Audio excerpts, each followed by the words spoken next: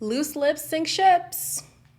And apparently they can't kiss either. I was getting like, we've been married for 10 years. The way y'all got the motion. I mean, I need some lessons. Hello everybody, welcome back to my channel. My name is Queenie. For those who don't know me, reviewing Love Island USA Season 4, Episode 4. Before I get into it, please make sure to like this video, subscribe and hit the bell, and leave a comment down below.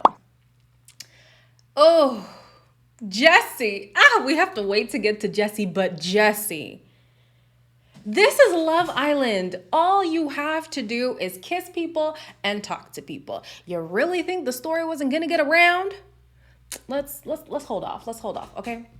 Let's hold off for a moment. Jesse is certain. He's certain that he wants to pursue things with Valerie. Problem is, he's just as certain that he wants to pursue things with Deb.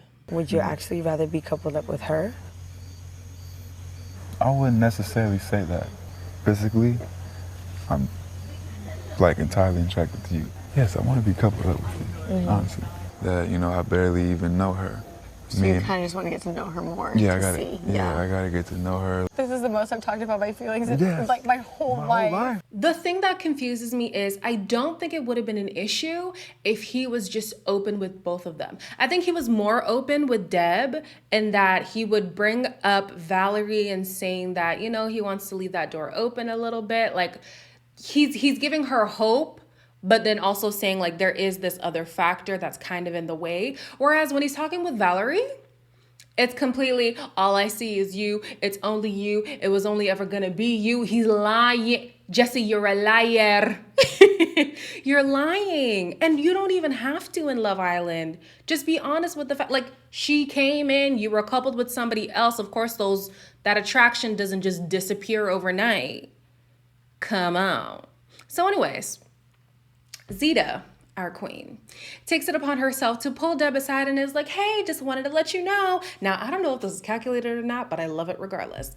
Just want to let you know, Jesse said he's all in for you. And he was like, Deb, like, no hesitation. Like, you need to just let things be known. I need us to do something to solidify this. I like that, though. You need this. Throughout this episode, Zeta was doing the Lord's work, okay? Because she was making sure, everybody's gonna know what's going on in this villa because we're not gonna have these half-half conversations here and there. We're gonna put everything out in the open. So she was letting Deb know like, hey, just to let you know, I know you see him over there, but this is what he said to me from his mouth.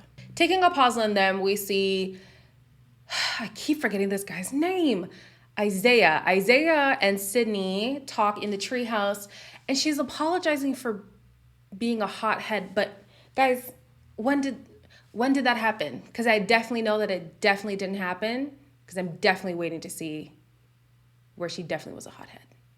Definitely. But I definitely did pull you aside because I definitely wanted to clear things up and I definitely wanted to talk to you for sure. At first, after last night, I was a bit like...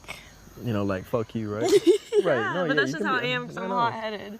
I feel like the person who should have been first to apologize was Isaiah. I mean, granted, he already did, but in this conversation, since she was apologizing, I wanted him to be like, no, don't apologize. What are you apologizing for? Where was the hot-headedness? If that was you hot-headed, I don't want to see what you look like sad. That was hot-headed. What is sad? Sydney, yeah, guys, I'm still sticking to the fact that she might just be too tender for this. Like, this process is overwhelming. It might be too much for her. Felipe and Courtney.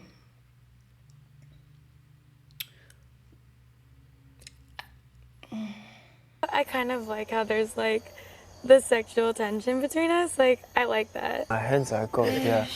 But I don't like it to feel cold, like I don't like that at all. We're both like super respectful and like I feel like we're both really freaky in the bedroom. I don't know what this connection is. It's purely horn dog behavior. I hate that word, horn dog. But that's what I see when I see them. It's just sex in their eyes. Sex and lust and just, no substance between the two of them. We get to meet Tyler. Tyler is a 23-year-old PhD student from Ohio. Guys, I like my mans is a little bit melanated, okay? However, he was cute. He was cute. I was looking at him. I said, okay, it's giving Fabio. Am I conflicted? a little bit. When he first comes into the villa, he says that he's interested in Deb, Maddie, and Valerie. His type is the blonde hair kind of thing. Valerie is just hot, I guess you could say. But it kind of changes throughout the episode. And I was like, okay, this is interesting. They had a challenge. It was the kissing challenge thing. The girl who won was Valerie. Almost every guy was like, oh, 10 out of 10, this is great. And then the guy who won, to my surprise, was Timmy. Timmy impressed the girls. A lot of them thought that he was the new guy because they were just like, where did he come from? Some other guys could take some notes because I think one of the girls said, maybe it was Andy. It was like a sword fight. Never that. It felt like a sword fight a little bit. It was like dagger tongue. So after the challenge, Tyler is starting to feel a little bit different about Serenity. Let me tell you, I did not see that one coming. Okay. But the problem is when he's having this conversation with her, he calls her bro. And I'm like, Serenity definitely does give off like homegirl vibes. And the fact that he caught on so quick is alarming. You're very attractive too. Look at you. Oh, that makes me happy. Sorry for calling you bro. I don't know why. No, what's up, dog? What's good? You are literally sent from heaven, I swear. That's what I always want to be. Baby girl, I need you to be seductive. I need you to be a temptress, you know? And as much as I despise the way Courtney talks when let me see if I could do it. I would need to hear it to like repeat it verbatim, but yeah, so I really like Felipe and like, he's really like my style. You know what I mean? Like it's absolutely irritating, but you can't lie. Guys like that whole airy fairy, oh, look at me thing. It works for her. Serenity could take a lesson. Then Tyler is having a conversation with the guys in the kitchen, and he's basically saying where his head is. Mainly it's with Jesse's girls. But Jesse is here like, okay, well, now I need to make a decision because I don't want him to choose for me. Baby, your lies are going to choose for you. He's definitely going to swoop up on me and, you know, I don't want him to choose for me. I'm always have a soft spot for Dev. I don't want to disrespect Val in any type of way. This doesn't even have to do with Love Island. This is just in general. Why does it take another man potentially wanting to take your girl serious for you to now take your girl serious? Why is this a thing? Like this is, I hate dating in 2022. It sucks.